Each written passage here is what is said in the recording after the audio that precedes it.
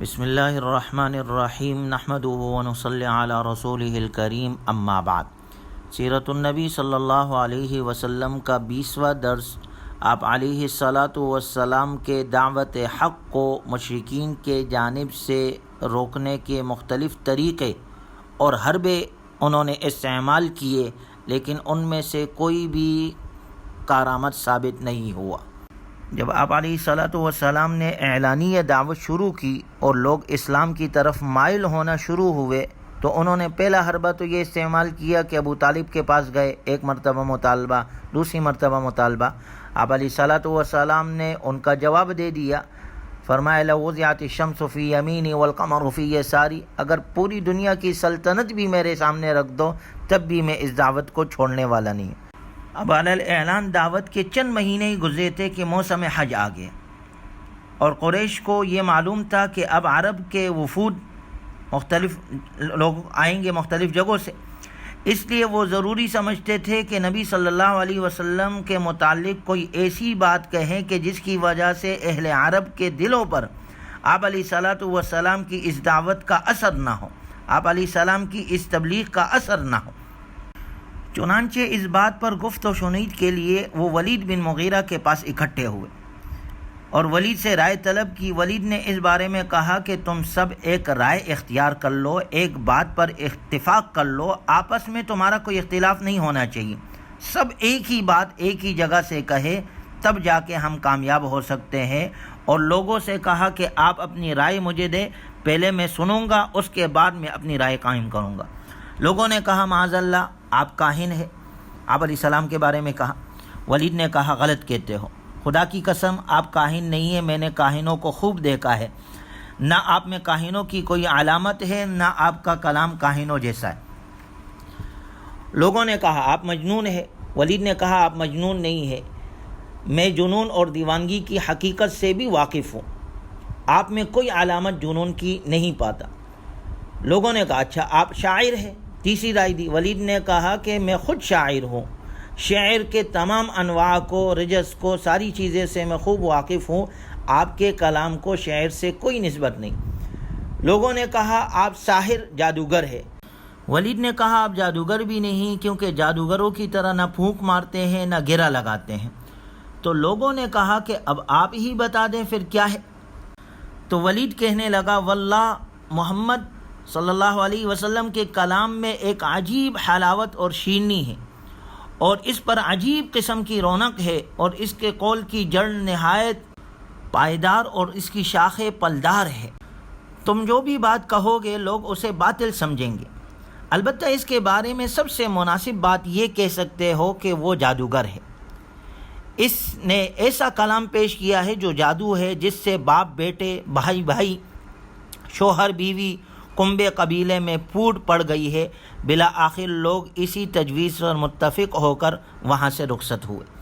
جب حج کا موسم آیا اور باہر سے لوگ آنا شروع ہوئے تو قریش نے اپنے آدمیوں کو راستوں میں بٹھا کر گزرگاہوں پر بٹھایا، اور جو شخص ادھر سے گزرتا اس سے محمد رسول اللہ صلی اللہ علیہ وسلم کی نسبت سے کہتے تھے کہ یہ ساحر ہے، نعوذ باللہ یہ جادوگر ہے، اس سے بچتے رہنا۔ مگر قریش کی اس تدبیر سے اسلام کو کوئی نقصان نہیں پہنچا، بلکہ اطراف سے آنے والے افراد آپ علیہ الصلاۃ والسلام سے بخوبی واقف ہو گئے۔ اور بعض روایات میں یہ تفصیل بھی ملتی ہے کہ جب ولید نے لوگوں کی ساری تجویزیں رد کر دی تو لوگوں نے کہا کہ آپ اپنی رائے دیں۔ اس نے اپنے رائے دینے کے لیے کہا کہ مجھے سوچ لینے دو، میں سوچ کر بتاتا ہوں، اور پھر اب مذکورہ رائے دی۔ تو اس معاملے میں اللہ تبارک و تعالی نے سورہ مدثر کی یہ آیات نازل کی جس میں اس کے یہ سوچنے کی کیفیت کا ذکر کیا گیا۔ انہ فکر وقدر فقتل کیف قدر ثم قتل کیف قدر ثم نظر ثم عبس وبصر ثم ادبر واستكبر فقال ان هذا الا سحر يؤثر ان هذا الا قول البشر۔ اس نے سوچا اور اندازہ لگایا، پھر ادھر ادھر دیکھا، پھر منہ بنایا، پھر پشت پھیری اور غرور کیا، اور پھر بولا یہ قرآن کچھ نہیں مگر ایک جادو ہے جو چلا آتا ہے، نہیں ہے یہ قرآن مگر ایک آدمی کا کلام۔ اللہ فرماتے ہیں سأصلیہ سقر، اس کو ضرور آگ میں ڈالوں گا۔ وہ یہ آیات اس کے جواب میں نازل ہوئی۔ بہرحال اس دعوت کو روکنے کے لیے انہوں نے یہ قرارداد پیش کی اور اس کو عملی جامہ پہنانے کے لیے حربہ استعمال کیا، مختلف لوگوں بٹھائے راستے میں، اور وہ کہتے یہ تھے آپ علیہ السلام کے بارے میں کہ یہ جادوگر ہے نعوذ باللہ، اور اس میں سب سے پیش ابو لہب تھا۔ وہ حج کے ایام میں عکاظ، مجنہ اور ذوالمجاز کے بازاروں میں آپ علیہ الصلاۃ والسلام کے پیچھے پیچھے لگا رہتا تھا۔ آپ صلی اللہ علیہ وسلم اللہ کے دین کی تبلیغ کرتے تھے اور ابو لہب پیچھے پیچھے یہ کہتا تھا کہ اس کی بات نہ ماننا، یہ جھوٹا بددین ہے نعوذ باللہ، یہ جادوگر ہے۔ اس عمل کا نتیجہ یہ نکلا کہ جب لوگ حج ادا کر کے اپنے گھروں کو واپس ہوئے تو ان کے علم میں یہ بات آ چکی تھی کہ آپ علیہ الصلاۃ والسلام نے دعوی نبوت کیا ہے، نبوت کا دعویٰ آپ نے کیا ہے، دین حق اسلام کی طرف آپ دعوت دے رہے ہیں، اور یوں ان کے ذریعے پورے دیار عرب میں آپ کا چرچا پھیل گیا، اسلام یوں پھیلتا گیا۔ چونکہ جس عقیدے کی مخالفت نہ ہو وہ عقیدہ سچا نہیں ہو سکتا، جس عقیدے کی مخالفت ہو وہ عقیدہ سچا ہوتا ہے، لوگ ان کی مخالفت کرتے ہیں تو وہ اور ابھرتا ہے۔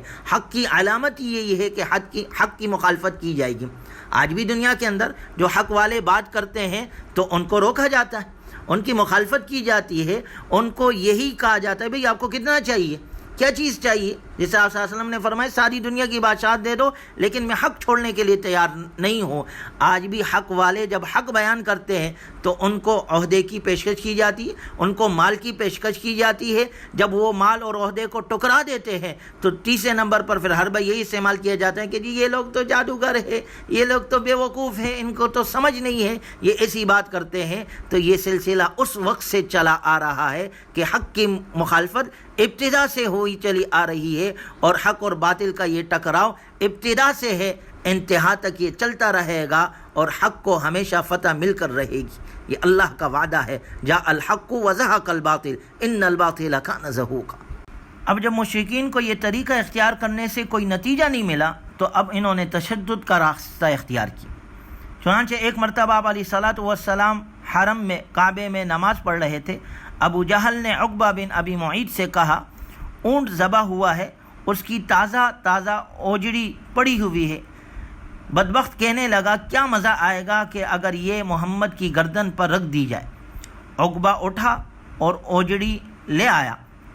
عین اس وقت جب آپ علیہ الصلاۃ والسلام حالت سجدہ میں تھے، اس بدبخت نے یہ گندگی آپ علیہ الصلاۃ والسلام پر ڈالی اور سارے کفار قہقہہ لگانے لگے۔ حضرت فاطمہ رضی اللہ تعالیٰ عنہ آئی اور اسے ہٹانے کی کوشش کی۔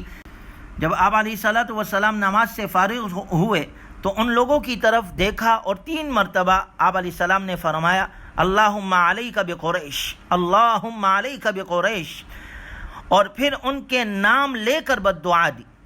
حضرت عبداللہ ابن مسعود رضی اللہ تعالیٰ عنہ فرماتے ہیں میں نے بدر کے دن دیکھا کہ وہ سب منہ کے بل گھسیٹ کر گڑھے میں ڈالے گئے، یعنی ان سب کو عبرت ناک موت ہوئی۔